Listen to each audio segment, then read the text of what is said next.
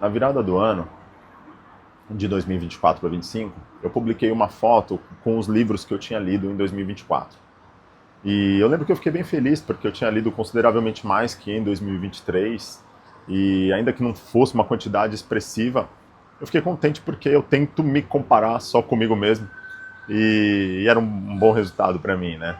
Quando eu publiquei isso, foi nos stories, na verdade, eu comentei alguma coisa do tipo, se você quiser um top 5 no feed, me fala. E algumas pessoas responderam, e uma dentre elas falou, ah, fala de todos. Eu achei meio ousado, mas eu falei, pô, gostei, curti, vou fazer isso aí. E eu tava de férias logo no começo, e eu pensei, tenho mais 2 semanas de férias, 10 dias, sei lá, enfim. Já vou mandar bala nisso aí, né?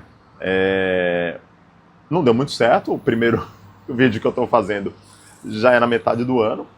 A rotina engole a gente mesmo, né? Uma coisa maluca. Mas estou fazendo esse primeiro. E eu decidi falar de um livro que foi o livro que mais me marcou em 2024. É curioso, porque se você me pedir um top 3 vai ser difícil para eu fazer, mas se você pedir os dois que eu mais gostei, eles são muito claros para mim. E, curiosamente, ou nem tanto, os dois são de escritoras sul-coreanas. Né? Eu creio que seja uma escola que me agrade pelo tom visceral, pela coisa mais pungente, mais contundente, né? Mexe bastante comigo essa literatura. E esse primeiro que eu vou falar é o livro A Vegetariana, da Han Kang. Esse livro foi escrito em 2003, já tem mais de 20 anos. Depois ele foi traduzido para o português em 2013 e ganhou uma nova tradução, que é essa aqui em 2018. Foi quando ele ficou um pouco mais conhecido aqui. E depois disso, muito mais conhecido em 2024, quando a Han Kang recebe o Prêmio Nobel de Literatura. Nobel, eu nunca sei direito qual que é o certo. Quando eu falo de um jeito, quem corrige que é do outro e por aí vai. Então, esse livro me marcou bastante. Ele foi muito importante assim para mim. Foi uma leitura muito forte, né? Uma leitura rápida e tudo, mas muito forte. E, e o que eu vou falar aqui não é um resumo do livro, né? Isso você encontra no Google, você encontra no ChatGPT, mas também não é uma crítica literária. Eu não sou um crítico de literatura. Tampouco eu quero sê-lo, não tenho essa pretensão. O que eu estou trazendo aqui é somente o meu mapa de mundo, o que eu senti com esse livro, a forma como eu interpretei e o que eu tiro dele. Né? E pode ser que tenha alguns spoilers aqui, mas eu não quero focar em fatos literais do que aconteceu. É muito mais uma compreensão do todo.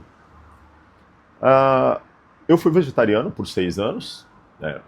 Mas o vegetarianismo que é falado aqui ele é uma coisa muito maior, muito mais profunda. Apesar de existir também literalmente, de fato, a Young-hee, que é a protagonista, ela para de comer carne, mas o vegetarianismo aqui, ele é uma alegoria por uma situação muito maior.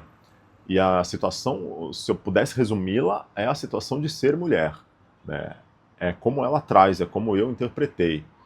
E o paralelo com a questão do vegetarianismo é ela passar a ser a esquisita, passa a ser a estranha dentro daquele núcleo familiar que não a entende mais. Né? Então você tem ali as figuras do pai, do cunhado, do marido, que deixam de compreendê-la. E por não entendê-la, eles passam a agredir.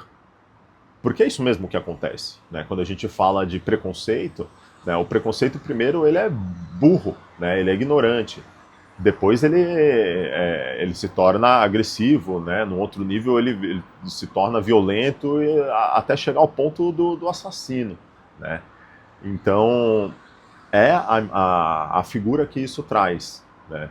E, e à medida em que o tempo passa, você vai interpretando essa escrita, ela é uma escrita 100% em terceira pessoa, né? Ela é dividida em 3 etapas, primeiro na visão do marido, depois na visão do cunhado e depois na visão da irmã. E a irmã é a única que demonstra qualquer senso de acolhimento, qualquer senso de empatia, de carinho com a Young-hee.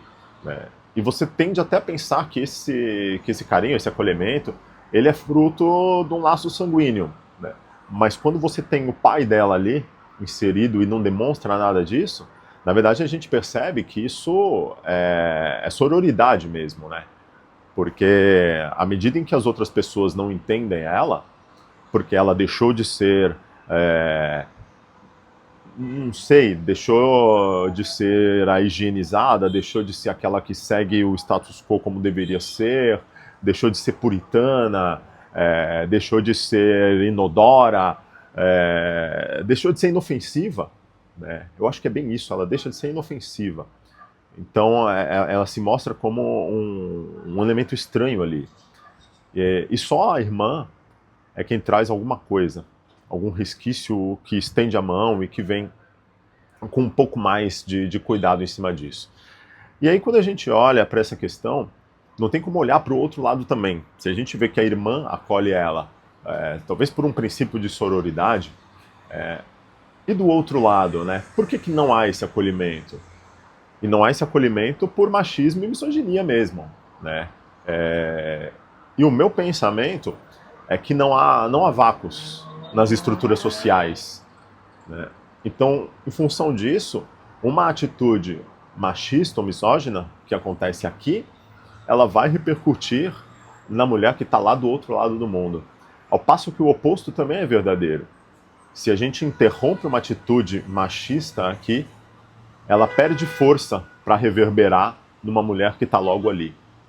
Então, quando eu falo desse livro, eu acho que a razão existencial dele, principalmente, é olhar para esse lado. Eu acho ele um retrato muito fiel do machismo, do não entender, do agredir, do podar, do cercear, do camuflar, do colocar num... Tinha uma parada que a gente estudou na faculdade, que era a espiral do silêncio, né? Que é quando você vai inserindo ou pessoas ou grupos sociais em uma espiral, até que aquilo vai reduzindo, reduzindo, reduzindo, e ele cai naquele espiral do silêncio e não tem mais voz, não tem mais poder, né? Então é essa a forma como eu enxergo que isso acontece, né?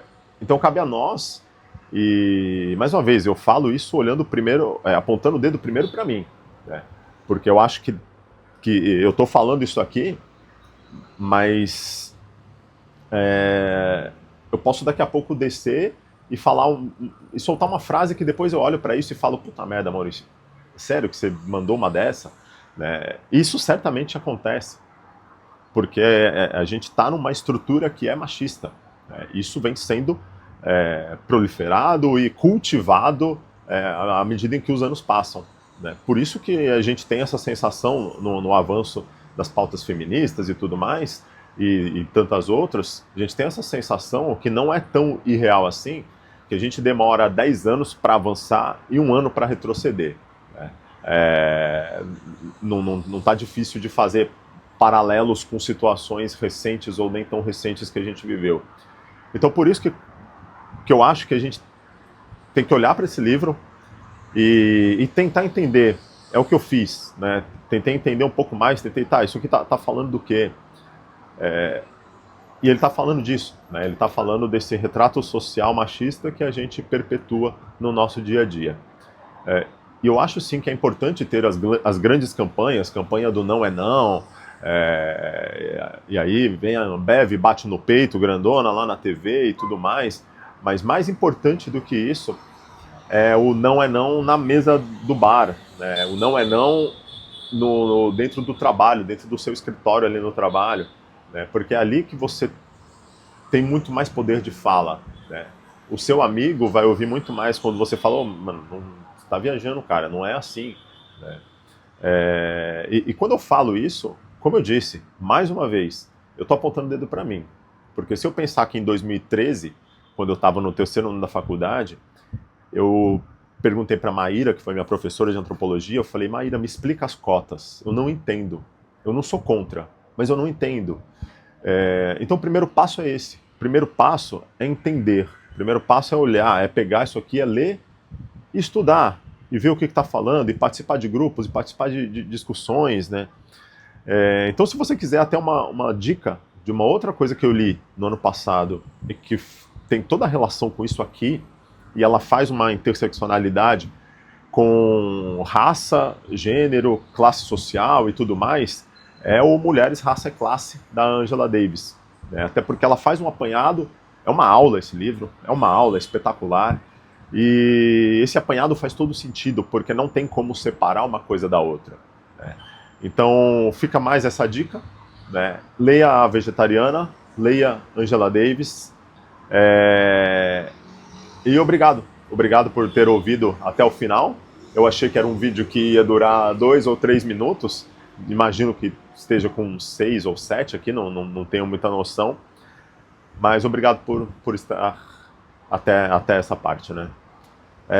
Fique em paz, leia bons livros e beba cerveja de qualidade.